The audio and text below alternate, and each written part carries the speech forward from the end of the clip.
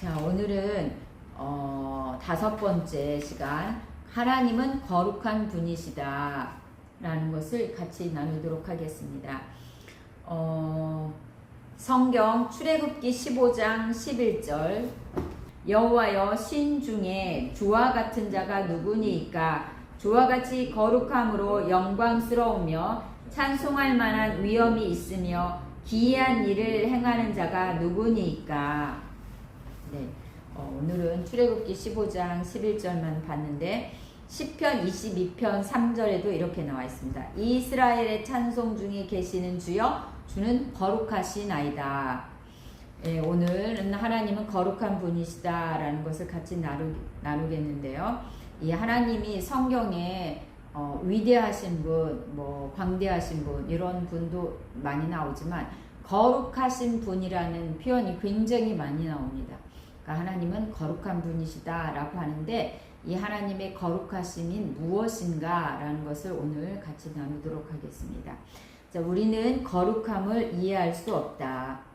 우리가 지적으로, 그러니까 지식적으로 하나님을 이해하려고 할 때 가장 이해하기 힘든 부분 중에 하나는 무한성이라고 이렇게 생각합니다. 무한하다. 한계가 없다. 우리 감이 없는 거죠. 지난 시간에 전주에 배웠던 하나님은 한없이 크시다라고 할 때 이 우주 만물을 우리가 표현할 때 거리로 광년이라고 해서 1000만 광년의 거리는 얼마의 거리다라고 이렇게 개념을 나눴을 때 우리가 감이 없습니다. 그 거리 자체가 지구에서 달까지 거리도 태양까지 거리도 그게 말로 표현을 하지만 그것을 나눴던 이유는 하나님은 그보다도 더 크시고 그 하나님의 크심은 한계가 없다라고 말할 때 이 무한성을 얘기를 하는데, 우리가 머리로 지식적으로 무한함이 어떤 것인가 라는 것을 표현하고 그것을 실감하기가 어렵다는 거죠. 우리가 입으로는 하나님의 무한성에 대해 이야기하지만 마음으로는 조금도 느끼지 못할 수 있다. 그러나 하나님의 거룩함에 대해 이야기할 때는 우리의 지적인 이런 한계뿐만 아니라 또 우리 자신에 대한 혐오감을 느끼게 된다. 왜 그럴까요?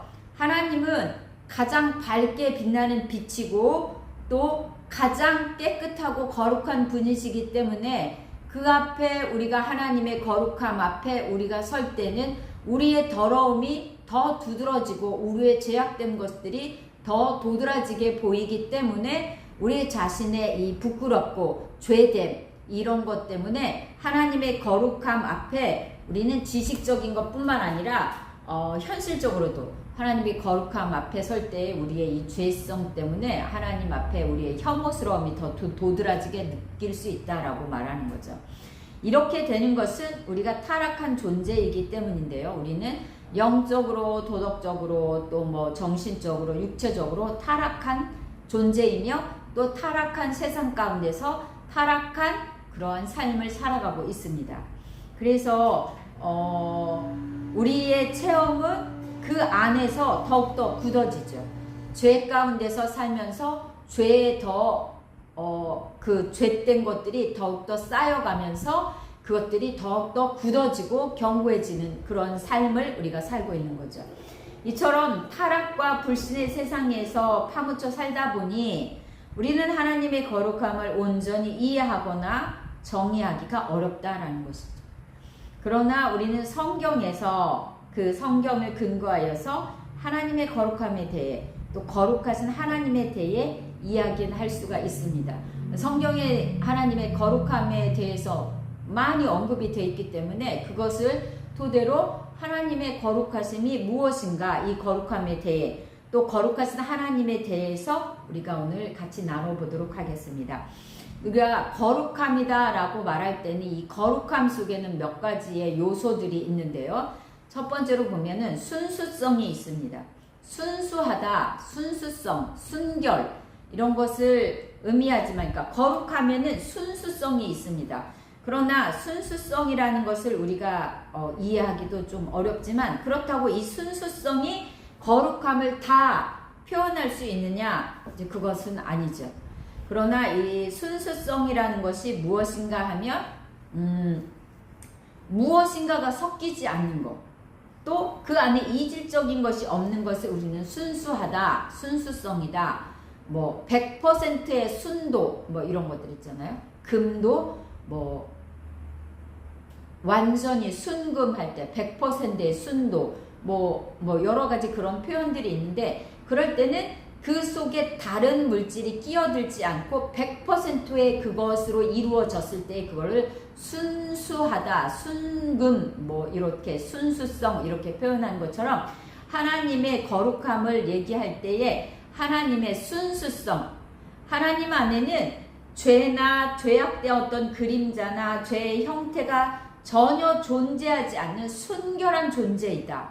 죄라는 어떠한 그러한 그림 같은 것이나 형체나 어떠한 것도 존재하지 않는 이것이 하나님의 순수성이다 라고 이렇게 말을 하는 거죠. 그래서 이렇게 하나님이 거룩하심 안에는 우리가 하나님은 순결하시다, 순수하시다, 어떠한 죄악되고 죄 때문에 하나도 존재하지 않는 그런 깨끗한 분이시다 라고 그렇게 표현을 하는 거죠. 그런데 이 순수성이 거룩함을 다 설명해 주는 것은 아니죠. 또 우리가 거룩함이다 말할 때는 도덕적인 탁월함을 또 얘기할 수 있습니다. 그렇다고 또 이 도덕적으로 탁월함이 거룩함을 다 이야기하느냐? 그건 아니죠. 이 도덕적으로 탁월함이라는 개념은 도덕적 성품에 있어서 다른 존재보다 능가한다는 걸 뜻하는 거죠. 탁월함은 어떤 존재보다도 더 뛰어난 그러한 것을 말할 때 탁월함이라고 하면, 도덕적인 탁월함이라는 것은 하나님은 모든 존재의 그 모든 것의 도덕과 선에 있어서 최고의 존재이다. 탁월함, 더 이상 그보다 높이 올라갈 수 없는 최고의 고점에 있는 존재다라고 말을 할 때, 이 하나님의 거룩함을 얘기를 할 때는 하나님은 이 땅에 있는 존재하는 모든 것에서의 도덕과 선의 최고의 정점에 있다라고 해서 도덕적인 탁월함을 우리가 거룩함을 얘기할 때 생각할 수 있다는 것입니다. 그런데 우리가 이 도덕적인 탁월함이 그러면 하나님의 거룩함을 다 설명을 할 수 있느냐? 그것은 아니라는 거죠. 또한 우리는 이 거룩함을 얘기할 때에 설명하기 위해서 동원하는 개념 중에는 정직하다, 정직성, 정직, 거짓이나 허식이 없이 마음이 곧고 올바르다. 하나님이 거룩함을 얘기할 때 하나님은 정직하셔, 이런 거. 그 다음에 또 명예로, 그러니까 세상에서 훌륭하고 일컬어진 이름 중에 최고로 뛰어난 사람, 명예롭다. 그렇기 때문에 하나님은 거룩하다. 또 진실성, 거짓이 없고 참된 것. 하나님은 거짓이 없기 때문에 거룩하시다. 이 진실성을 또 포함하고, 또 의롭다. 사람으로서 행해야 될 어떤 바른 도리, 의로운 자다. 그렇기 때문에 하나님은 거룩하다. 그러니까 지금까지 말한 순수성, 순결함이라던가 도덕적인 탁월함이라던가 어떤 정직하고 명예롭고 또 진실하고 의롭고 이러한 모든 것들이 이렇게 합쳐졌을 때에 하나님이 거룩하시다라는 어떤 그런 설명들이 그나마 우리가 이해를 할 수 있고 거룩함이 좀 가깝겠죠. 그렇게 우리가 이제 설명을 하는데요. 하나님의 도덕적 탁월성은 그분의 자존성을 전제로 한다. 이 자존성은 스스로 존재하는 성질. 그러니까 하나님의 도덕적인 탁월성은 어떤 다른 것에 의해서 도덕적으로 탁월함이 이루어진 것이 아니라 스스로 존재 자체가, 하나님의 존재 자체가 도덕적으로 탁월하다. 왜냐하면 하나님은 자신의 거룩함을 어떤 다른 존재나 다른 곳에서 취하신 것이 아니거든요. 그리고 어디에선가 무한히 먼 곳으로 가서 거기서 자신의 거룩함을 얻어오는 것도 아니고, 어떠한 것들을 배우고 터득해서 도덕적으로 탁월함을 얻은 것이 아니고, 하나님의 존재 자체가 모든 존재의 도덕과 선의 최고의 정점에 있는 존재다. 스스로 존재 자체가 최고의 선한 존재다. 지난 시간에 우리가 하나님은 선하신 분이시다라고 말할 때 이 부분을 나눴는데 하나님은 선하십니다. 최고의 선입니다. 하나님보다 선한 존재는 없습니다. 그렇듯 하나님의 그 존재 자체는 선하신 분이시고 도덕적으로 탁월한 존재이시다. 하나님은 무한히 거룩하시고 하나님 자신은 거룩한 존재이십니다. 하나님이 거룩하다는 것은 매 순간 강조해도 부족함이 없는 표현입니다. 그래서 성경에서도 거룩하시다, 거룩하시다, 하나님은 거룩하신 분이다. 이러한 표현이 무수히 많이 나오는 것을 우리가 볼 수 있습니다. 스테폰 체르락이라는 이 사람은 이런 말을 했는데요. 성경에서 하나님이 거룩한 자로 불리는 것이 전능하다는 것보다 더 많이 등장한다. 그러니까 성경에 전능하신 하나님보다는 거룩한 하나님이라는 표현이 더 많이 등장한다. 거룩함은 하나님의 신적인 위엄을 가장 잘 나타내는 말이다. 또한 하나님의 이름에서 많이 발견되는 것은 그의 거룩함이나 위대한 능력이다. 즉 위대한 이름 또는 거룩한 이름으로 하나님이 많이 나타난다. 이것이 영광이 큰 이름이며 이것으로 인해 하나님의 이름의 위엄과 존귀함이 드러난다 라고 이렇게 말을 했습니다. 하나님의 거룩함은 우리의 지적인 이해와 표현을 초월합니다. 그러니까 우리가 하나님은 거룩한 분이십니다. 지금 거룩함을 이해하기 위해서 순수함, 순결하고 또 도덕적인 탁월함, 정직하고 진실함, 의롭다 이러한 것들 우리가 이해할 수 있는 개념으로 하나님이 이러한 분이시기 때문에 거룩하시구나 라고 우리가 지적으로 이렇게 이해하고 또 그것을 표현하지만 하나님은 실제 이러한 것들보다 초월하신 분이다. 우리가 아무리 찬양을 해도 하나님의 거룩함을 다 찬양할 수 없는 거룩하신 존재이십니다. 언어가 하나님의 거룩함을 찬양할 수밖에 없기 때문에 언어로서 하나님의 거룩함을 다 찬양할 수 없기 때문에 성경에는 하나님의 이 거룩함에 대해서 연상, 어떤 사물을 보거나 듣거나 생각할 때 그와 관련된 것들이 머리에 떠오르죠. 이따 나누겠지만 성경에는 하나님을 언급할 때 이 불이라는 것이 같이 언급이 됩니다.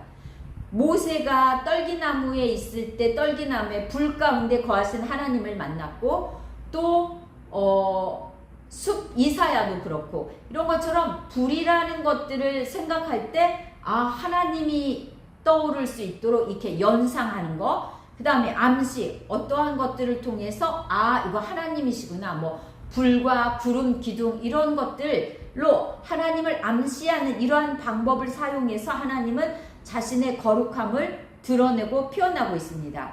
그래서 그분은 거룩함이 거룩하지 못한 것에 어떻게 영향을 미치는지를 연상과 암시를 통해서 이렇게 보여주십니다. 예를 들어서 출애굽기 19장 9절에서 21절 보면 이게 이스라엘 백성이 출애굽을 해서 시내산 앞에서 시내산에서의 하나님이 불 가운데 구름 가운데 임하셔서 이스라엘 백성 앞에 모세와 함께 만나는 그 장면들이 있는데요. 이때도 이스라엘 백성은 불과 연기 가운데 임하시는 그 하나님을 봅니다. 또 그때의 나팔 소리며 음성, 산의 흔들림 이런 것들을 통해서 하나님의 임재를 이스라엘 백성이 체험하게 되는 거죠. 그러니까 하나님은 자신의 거룩함을 이러한 불과 연기, 그 다음에 음성이나 이러한 그 울림 이런 것들을 통해서 하나님의 임재, 거룩하신 하나님의 임재를 드러내 보이시는 거죠. 그리고 우리는 그러한 것들을 봄으로써 하나님이 임재하셨구나, 하나님이 지금 이게 임하셨구나 라는 것들을 우리가 연상할 수 있고 우리가 그것을 통해 알 수 있다라는 거죠. 자, 이런 모든 것들은 우리가 말로 이해할 수 없는 것을 하나님께서 암시와 연상을 통해서 우리에게 말씀하시는 방법입니다. 그런데 이렇게 거룩하신 하나님, 이 거룩하신 하나님 앞에 우리는 어떠한 존재인가? 라는 것을 한번 살펴보도록 하겠습니다. 여호와를 경외하는 것이 지혜의 근본이요 거룩하신 자를 아는 것이 명철이라 라고 하면서 이 거룩하신 하나님을 아는 것이 우리에게 굉장히 중요한데요. 지금과 같은 이 시대에 사는 우리는 명목상 그리스도인이 아닌지 걱정을 하게 됩니다. 뒤에서도 조금 언급을 하겠지만 이름만 그리스도인이지 실제 우리의 삶 가운데서는 거룩하신 하나님을 닮아 살아가는 모습을 찾아보기가 어렵다라는 거죠. 그래서 명목상 그리스도인, 이름만 그리스도인, 교회에 이름 올리고 저는 예수를 믿습니다 라는 이 말 한마디로 그리스도인이 된 명목상 그리스도인이 아닌가, 이런 것들을 우리가 한번 되돌아봐야 된다라고 말하고 있죠. 우리는 자신을 그리스도인이라고 증명할 수 있어요. 당신이 그리스도인이니까 네, 저는 예수님을 믿습니다. 예수님이 나를 위해서 죽으시고 그리고 나는 예수와 함께 죽고 다시 살아나서 나는 그것을 믿음으로 나는 그리스도인입니다 라고 이렇게 말을 하는데, 실상 그 삶에 우리가 참된 그리스도인인가 라는 모습을 볼 때는 그렇지 않다라는 거죠. 그래서 명목상 내 자신이 그리스도인이 아닌가 라는 것을 우리는 한번 생각해 봐야 됩니다. 우리의 완악함을 느끼는 데는 두 가지 방법이 있습니다. 이 완악함이라는 것은 제가 사전을 찾아보니까 성질이 억세고 고집스럽고 사납다, 이러한 것이 완악함인데, 우리의 이런 완악함을 느끼는 데는 두 가지 방법인데, 첫째는 표현할 수 없고 가까이 하기 어려운 하나님의 거룩함 앞에서 우리의 완악함을 느끼는 것이죠. 그러니까 하나는 하나님의 거룩한 그 존재 앞에 나의 이 완악함, 나의 죄되고 타락한 이 모습을 느끼는 때에 이 완악함을 느끼는 것이 하나가 있고요. 또 하나는 하나님의 거룩함을 느끼지 못하고 그냥 우리의 완악함을 느끼는 거. 저는 죄인입니다. 저는 고집세고 아집이 있고 내 뜻대로 살았습니다. 저는 죄인입니다. 이렇게 말하는. 그러니까 우리가 저도 그러는데요. 가끔 하나님 앞에 나의 모습을 이렇게 보여주실 때가 있죠. 거룩하신 하나님 앞에 섰을 때에 나의 모습이 어떠한지를 보여줄 때만큼 부끄럽고 죄된 모습을 느낄 때가 없습니다. 그럴 때는 정말 누가 말하죠. 눈물 콧물을 흘리면서 회개할 수밖에 없고 나의 죄됨이 너무 뼈아프게 느껴지기 때문에 하나님 앞에 회개의 눈물로밖에 아릴 수 없다라고 표현을 하듯이 저도 똑같은데요. 이 말은 그런 표현인 것 같아요. 거룩하신 하나님이 얼마나 깨끗하고 거룩하고 공의롭고 의롭고 죄가 하나도 없으신 그 하나님 앞에 죄악된 모습으로 자기 자신이 섰을 때에 그만큼 부끄럽고 자기의 죄가 크게 느껴져서 눈물로밖에 회개할 수 없는 그런 존재로서 느낄 수 있는 이 완악함을 느끼는 것과 하나님이 어떠한 분이신지 하나님의 거룩함을 전혀 느끼지 못하면서 하나님 저 죄를 지었습니다. 용서해 주세요. 이렇게 회개하면서 느끼는 거하고는 하늘과 땅 차이라는 거죠. 그래서 이렇게 후자 하나님의 거룩하심을 느끼지 못하고 그것이 무엇인지 하나님의 어떠한 존재인지에 대한 어떠한 느낌이 없이 그냥 자기 자신의 완악함을 느낀다고 하면 이 후자에 해당되는 사람들은 자신이 진정으로 회개할 만큼 강력한 충격을 받는 적이 있었는지 스스로에게 물어봐야 한다라고 말하는 거죠. 회개하지 않는 사람이 정말 믿음을 가질 수 있을까?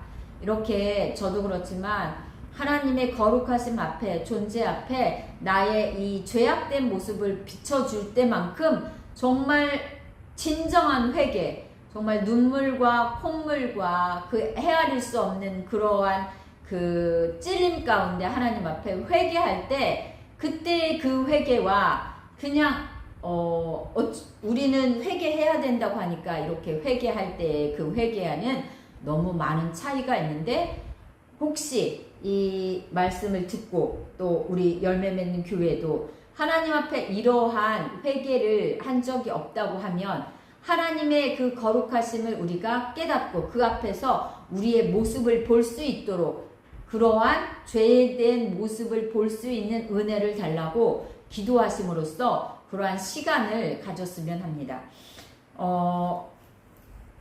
오늘날 우리는 사람들에게 신속한 처방을 내리고 그들에게 믿기만 하라고 충고하고 그들의 이름과 주소를 받아 적고 그들에게 이제 모든 것이 해결되었습니다 라고 말한다. 그러나 우리의 믿음의 조상들은 하나님을 이런 식으로 알지 않았던 것 같다. 이게 제 이 말을 들으면서 오늘날 우리가 예수 그리스도의 복음을 증거할 때에 하는 행태의 모습이죠. 자, 여러분은 죄인입니다. 여러분은 죄인이기 때문에 하나님을 믿어야 됩니다. 그 하나님을 믿기 위해서는 하나님이 보내신 예수 그리스도를 통해서 우리가 죄된 모든 것들을 용서받고 예수 그리스도를 믿음으로 우리가 죄 용서받고 하나님의 자녀가 되었습니다. 그러면 이제 당신은 모든 죄를 용서받았습니다. 당신 이 예수를 영접하면 구원을 받습니다. 영접하시겠습니까? 네. 그러면 당신은 나를 따라 회개의 기도, 이러한 영접의 기도를 따라하세요. 그래서 따라하죠. 그러면 이제 당신은 예수를 믿었기 때문에 구원받았습니다. 그러면서 이제 교회 등록하기 위해서 당신의 이름이 무엇입니까? 주소가 어떻게 됩니까? 이제 당신은 우리 교회의 교인이 되었습니다. 이제 당신은 모든 것이 해결되었습니다. 이제 당신은 구원받았습니다. 이렇게 된다라는 거죠. 그런데 정말 이렇게 구원을 받아 하나님 앞에 나왔을 때 이 사람도 아까 말했듯이 하나님의 거룩하심 앞에 자기가 치열하게 자기의 죄악된 모습들을 보게 하심으로 그것에서 온전한 회개를 통해 죄에서 돌이키는 그러한 회개가 있어야 된다라고 말하는 거죠. 그리고 우리의 믿음에 정말 하나님을 믿는 믿음 가운데 헌신하며 결단하고 그의 삶을 하나님 앞에 드렸던 사람들은 이러한 진정한 회개, 돌이킴이 있었기 때문에 그러한 믿음의 길을 걸어갈 수 있었다라고 말을 하는 거죠. 자, 이제 하나님의 거룩함을 얘기할 때 아까 연상과 암시라고 했는데 성경에 보면 하나님은 불과 연관돼서 불의 거룩함을 굉장히 많이 언급하고 있습니다. 이사야서의 한 구절을 보면요. 이사야서 6장 2절을 보면 이렇게 나와 있습니다. 스랍들은 모셔 섰는데 각기 6날개가 있어 그 둘로는 그 얼굴을 가리었고 그 둘로는 그 발을 가리었고 그 둘로는 날며, 그러니까 스랍은 날개가 6개가 있는데요. 그 날개 스랍 2개로는 발을 가리고 날개 2개로는 얼굴을 가리고 나머지 날개 2개로 이렇게 날고 있다라는 이 말이죠. 이 스랍들은 하나님의 임재를 느끼며 그들의 발을 가리었다. 왜 그랬는가? 그들은 발을 가린 것은 겸손의 상징이고 얼굴을 가린 것은 하나님을 경배하는 뜻이고 그들은 그래서 나머지 날개 2개를 사용해서 날고 있었죠. 그들은 스랍은 불꽃을 내며 타는 자라고 이렇게 불리는데, 그리고 에스겔서 1장에 보면 이 생물들이 불로부터 나오는 것을 볼 수 있습니다. 하나님은 종종 자신을 가리켜 불이라고 말씀하십니다. 불. 히브리서 12장 29절에 보면 우리 하나님은 소멸하는 불이십니다 라고 할 때 여기에서 하나님은 불이다 라고 말을 하고 있고, 이사야서 33장 14절에 보면 우리 중에 누가 삼키는 불과 함께 거하겠으며, 이게 삼키는 불, 우리 중에 누가 영영이 타는 것과 함께 거하리요 라고 말이 나옵니다. 그렇다면 이 삼키는 불이 무엇입니까? 이것은 하나님의 임재를 의미합니다. 우리 중에 누가 영영이 타는 불과 함께 거할 수 있는가? 라고 이렇게 질문을 하죠. 이 질문에 답하기 위해서 우리는 불이 불과 함께 거할 수 있다는 사실을 잊지 말아야 된다. 에스겔서에 나오는 이 생물들은 불로부터 나왔으며 경배하기 위해 날개를 드리웠습니다. 이 스랍들, 에스겔서에 나온 이 스랍들은 불에서부터 나온 존재이고 하나님을 경배하기 위해서 2 날개로 날고 있는 것이죠. 하나님은 불타는 떨기나무 가운데 모세에게 말씀하십니다. 모세에게 나타났을 때도 떨기나무, 불타는 그 떨기나무 속에서 모세는 하나님을 만나는 것이죠. 그때 자신을 불로 나타내셨고 또 이스라엘 백성도 출애굽해서 하나님이 불 기둥으로, 낮에는 구름 기둥으로, 밤에는 불 기둥으로 이스라엘 백성 가운데 임재하셨습니다. 이렇게 하나님은 자신을 이렇게 불로 표현하는 경우가 굉장히 많이 있습니다.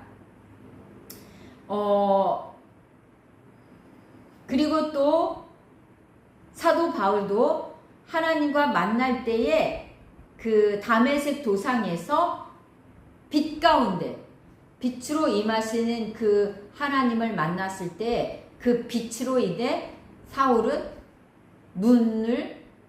시력을 잃게 되죠. 시력을 얻게 되죠.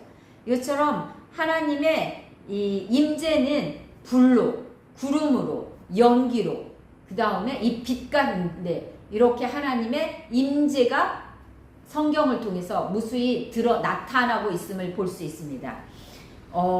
이 불이 무엇인가 라고 할 때 스랍들이 그것으로부터 나온 저 외경스러운 불, 또 그룹들 사이에 거하는 저 불, 사도 바울을 납작 엎드리게 만든 저 밝은 빛, 바로 그 불이 장차 천지를 녹일 것이고 저 거룩한 것의 두려운 임재, 곧 저 두려운 것이 천지를 녹일 것이다. 이 베드로후서 3장 7절, 10절, 12절 보면 여기에서도 하나님의 불로 이 땅에 일하시는 것들이 드러납니다. 제가 빠른 속도로 한번 읽어볼게요. 이제 하늘과 땅은, 베드로후서 3장 7절, 10절, 12절에 이제 하늘과 땅은 그 동일한 말씀으로 불사르기 위하여 보호하신 바 되어 경건하지 아니한 사람들의 심판과 멸망의 날까지 보존하여 두신 것이니라. 그러나 주의 날이 도둑같이 오리니 그날에는 하늘이 큰 소리로 떠나가고 물질이 뜨거운 불에 풀어지고 땅과 그 중에 있는 모든 일이 드러나리로다. 하나님의 날이 임하기를 바라고 간절히 사모하라. 그날에 하늘이 불에 타서 풀어지고 물질이 뜨거운 불에 녹아지려니와 라고 이렇게 말하는 거죠. 이 불은 하나님의 임재를 의미하는 겁니다. 자, 이제 우리 자신들을 한번 돌아보도록 하겠습니다. 당신이 이 토저 목사님은 이렇게 우리에게 충고를 하는데요. 주께서는 눈이 정결하심으로 악을 참아 보지 못하시며 패역을 참아 보지 못하십니다. 라는 말씀을 가슴 깊이 새기라고 충고합니다. 하나님은 눈이 정결하기 때문에 악을 참아 보지 못하고 패역을 참아 보지 못하십니다. 라는 것을 우리는 잘 새겨야 됩니다. 거룩하신 하나님 앞에 우리가 비록 예수 그리스도를 통해 구원함을 받은 의로운 자라 할지라도 하나님 앞에 우리의 삶은 어떠해야 되냐? 하나님은 눈이 정결하기 때문에 악을 참아 보지 못합니다. 또 패역을 참아 보지 못하시므로 우리는 하나님 앞에 그 거룩한 의로운 자처럼 하나님 앞에 의로운 삶을 살아야 된다라는 이 표현을 강조하고 있는 거죠. 당신의 삶, 마음, 가정, 직장 그리고 기억에 악이 있지만 당신은 이것을 고백하지 않았고 용서받지 못했고 깨끗게 함을 얻지 못했다. 당신이 진멸되지 않는 것, 멸하지 않는 것은 하나님의 무한한 인내심 때문이라는 것을 기억하라. 히브리서는 우리 하나님은 소멸하는 불이십니다 라고 말하고 있고, 또한 거룩함을 쫓으라 이것이 없이는 아무도 주를 보지 못하리라 라고 히브리서 12장 14절에도 이렇게 말을 하고 있습니다. 우리가 구약에서 이스라엘 백성들이 하나님 앞에 나아갈 때에 정결 예식을 치르지 않고는 하나님 앞에 나아가지 못했습니다. 왜? 거룩하신 하나님 앞에 부정한 자가 나아가면 죽기 때문에 정결 예식을 통해서 그가 깨끗하게 씻음을 받고 하나님 앞에 나아갔던 것처럼 오늘날에도 우리가 예수 그리스도를 통해서 죄 사함을 받아 하나님 앞에 나아가게 되지만 우리는 이 죄라는 것을 너무 가볍게 생각하므로 죄 용서함을 받았기 때문에 우리는 죄 가운데 있어도 아무렇지도 않다라는 이 의식을 가지고 마음 놓고 하나님 앞에 나아가서 고개를 들고 하나님 앞에 마음껏 자기 자신의 죄 가운데 있음에도 회개하지 않고 나간다라는 이것을 말하고 있는 거죠. 하나님이 예배의 중심이셨던 과거에는 사람들이 제단 앞에서 무릎을 꿇고 떠는 가운데, 왜? 두렵고 떨릴 가운데, 하나님 앞에 죄인이 나갈 수 없는 존재인데 우리가 죄인임에도 불구하고 예수 그리스도를 통해 힘입어 하나님 앞에 나아가 존재이기 때문에 하나님 앞에 두렵고 떨림 가운데, 무릎을 꿇고 떠는 가운데 울면서 자기의 죄를 깨닫고 진땀을 흘리며 그러한 일들이 흔하게 있었다라는 거죠. 그런 시대에는 이런 일이 당연한 것처럼 여겨졌어요. 그러나 오늘날 어떤가? 현재에 이런 것들이 결코 당연시되지 않고 있습니다. 왜냐하면 우리가 전하는 하나님은 영원하고 두려운 하나님이 아니고요, 나의 거룩하신 자가 아니요 눈이 정결하심으로 악을 참아 보지 못하시며 패역을 참아 보지 못하시는 하나님이 아니시기 때문이라는 것이죠. 왜 그럴까요? 믿음을 가진 많은 그리스도인이 하나님에 대해서 잘못 알고 있기 때문에. 하나님은 사랑이십니다. 이것으로 다 커버합니다. 나는 죄를 졌지만 하나님이 다 용서해 주셨어요. 그래서 하나님은 사랑이시기 때문에 괜찮아요. 이러한 생각을 가지고 우리가 예수 그리스도를 통해 깨끗하게 옷을 입었으면 그 옷에 맞게 우리의 삶이 흠이 없고 정결하고 정직하고 진실하고 깨끗하게 그러한 삶을 살고 하나님 앞에 나아가야 되는데, 하나님 앞에 우리가 죄 가운데 있음에도 불구하고 이 죄에 대해서 어떠한 두려움도 없이 하나님 앞에 나아간다라는 거죠. 그러면서 마치 하나님도 우리의 죄를 다 눈 감아주고 다 이해하고 용서하는 것처럼. 그러나 우리는 명심해야 된다는 거죠. 하나님은 거룩함을 쫓으라, 이것이 없이는 아무도 주를 보지 못하리라. 이 말씀을 명심함으로 우리가 새겨야 된다라고 말하는 거죠. 자, 이신칭의와 그리스도의 정가된 의라는 법적 해석을 너무 즐겨한 나머지 우리의 영성의 포도주에 물을 타버려서 우리는 더럽혀진 영혼을 가지고도 하나님의 존전에 아무런 꺼리낌 없이 나간다는 거죠. 그런데 우리는 명심해야 됩니다.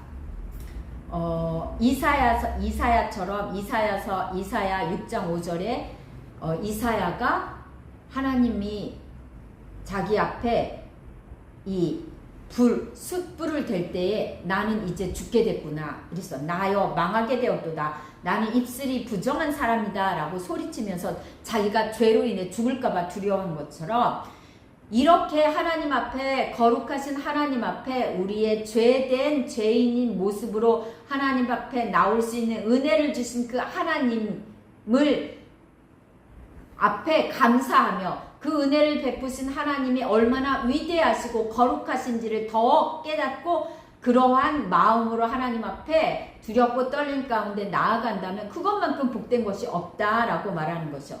우리는 더러움을 깨닫지 못한 채 하나님의 존전에 나가는 성급함을 범하지 말고 우리가 명심해야 될 것, 거룩함을 쫓으라, 이것이 없이는 아무도 주를 보지 못하리라. 우리가 구원을 받았지만 이 구원이 하나님 앞에서의 심판대 앞에서도 너는 예수 그리스도를 믿음으로 온전히 구원을 받은 존재다라고 명함을 받기 전까지는 우리가 구원을 온전히 이루어야 됩니다. 그러한 생각을 가지고 우리는 하나님 앞에, 이 거룩하신 하나님 앞에 우리의 모습을 늘 돌아보고 우리가 어떠한 모습인지를 되새겨보며 하나님의 의의 옷을 입히신 이 거룩한 존재라는 이것을 잊지 않고 우리의 삶에서 이러한 의를 드러내고 하나님의 거룩함이 오염되지 않도록, 그러니까 하나님의 거룩한 존재 앞에 우리가 거룩한 모습으로 나아갈 수 있도록 우리의 삶을 정결하고 흠이 없고 티가 없고 온전한 모습으로 설 수 있도록 우리가 그렇게 하나님 앞에 서도록 노력을 해야 된다라는 것을 오늘 마지막으로 강조하면서 마치고자 합니다. 오늘 하나님은 거룩하신 분입니다.